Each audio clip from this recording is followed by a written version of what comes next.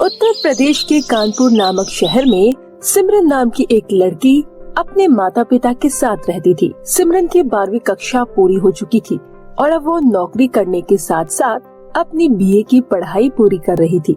एक दिन सिमरन अपने ऑफिस से घर जा रही होती है कि तभी उसकी नजर एक पास में खड़ी मोमोज की रेहड़ी पर जाती है। अरे आज तो मुझे बहुत ज्यादा भूख लगी है, ऐसा करती हूँ कि मैं मोमोज खा लेती हूँ और मेरी थोड़ी सी भूख तो शांत हो ही जाएगी।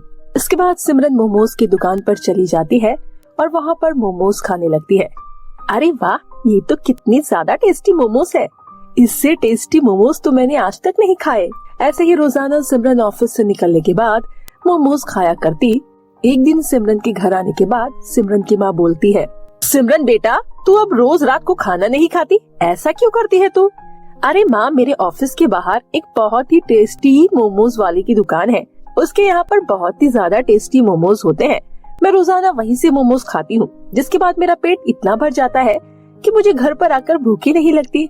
अरे बेटा, रोजाना मोमोज खाना अच्छी बात नहीं है, ये मैदे की चीज रोजाना खाने के लिए नहीं होती, ये सब कभी कभी खाना चाहिए, नहीं तो तुम्हारी तबीयत बहुत ज्यादा खराब हो जाएगी इससे। अच्छा ठीक है माँ, अब मैं मोमोज नहीं खाऊंगी रोजाना। सिमरन अपनी माँ से झूठ बोल देती है और रोजाना फिर से मोमोज खाना शुरू कर देती है। उसकी इस आदत की वजह से उसकी माँ बहुत ज्यादा परेशान हो जाती है।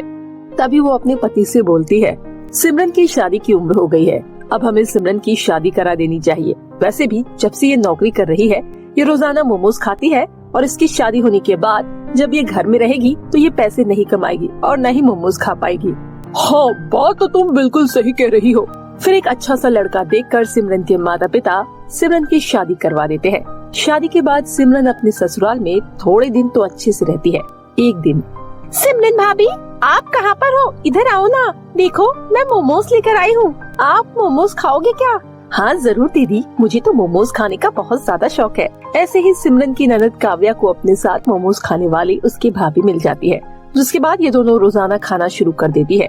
लेकिन सिमरन की सासू माँ कविता को काव्या और सिमरन दोनों का मोमोज खाना बिल्कुल पसंद नहीं था, जिसके कारण दोनों ननद भाभी पूरा दिन जो है वो सुनती रहती थी, पर मानो उनके अकल पर जैसे पत्थर पड़ गए हो।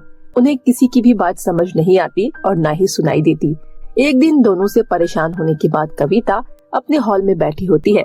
तभी उसका बेटा कमल उसके पास आता है। क्या हुआ माँ, आप ऐसे उदास क्यों बैठे हो? अरे बेटा, एक कम थी क्या मोमोज खाने वाली जो दूसरी ले आया शादी करके? माँ, मुझे क्यों बोल रही हो? मुझे थोड़ी ना पता था कि वो मेरी बहन की तरह मोमोज खाने वाली शौकीन है। पसंद करने तो आप ही गई थी ना, अब उसके चेहरे पर थोड़ी न लिखा था कि वो मोमोज की दीवानी है। चल नालायक, चुप हो जा। पसंद मैंने किया था, पर घंटों घंटों भर बात तो तू ही करता था। तब नहीं पूछ सकता था क्या पसंद है तेरी बीवी को, या वो भी नहीं करते? माँ, ये भी कोई पूछने वाली बात है क्या? देख, अब पानी सर से ऊपर हो चुका है, समझा ले अपनी बीवी को। काव्या को तो मैं देखती हूँ, आज पहले मैं इस मोटी को ही देखता हूँ। खुद तो मोमोज खा खा कर मोटी हो गई है और मेरी भोली बीवी को भी अपने साथ बदनाम कर रही है। अच्छा, बड़ी भोली है तेरी बीबी, तेरे जैसे को तो ना जाने कहाँ बेचा है और तू उसे भोली बोलता है।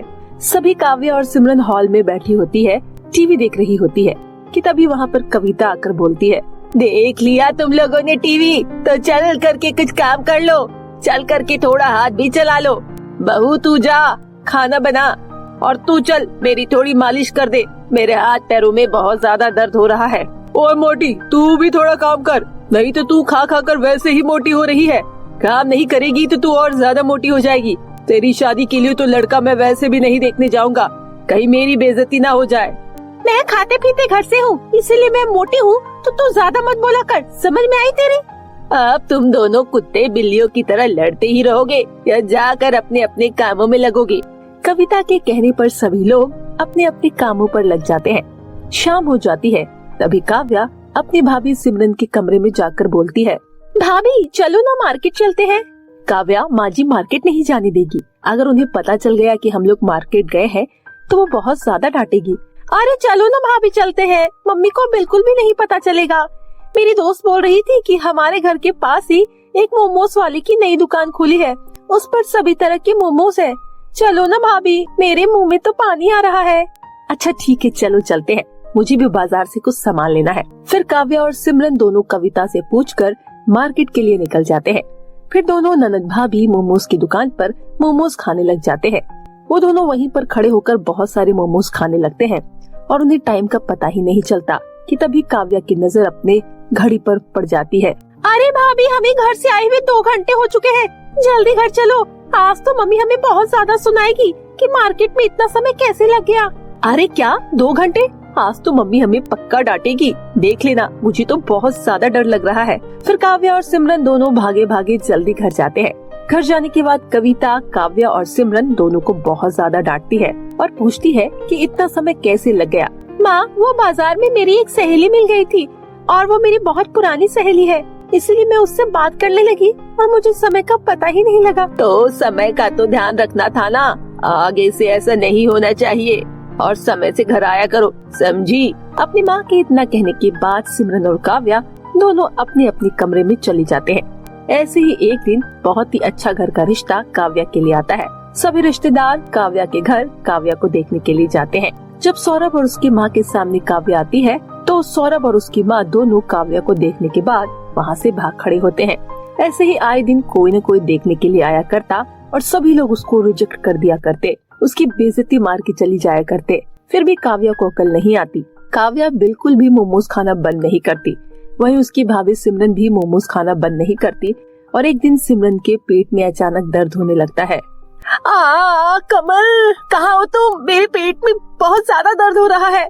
कमल, तुम मुझे हॉस्पिटल लेकर चलो, मेरा दर्द तो बिल्कुल भी नहीं रुक रहा है। क्या हुआ है तुम्हें? चलो, मैं तुम्हें हॉस्पिटल लेकर चलता हूँ। फिर कमल अपनी बीवी सिमरन को हॉस्पिटल लेकर जाता है।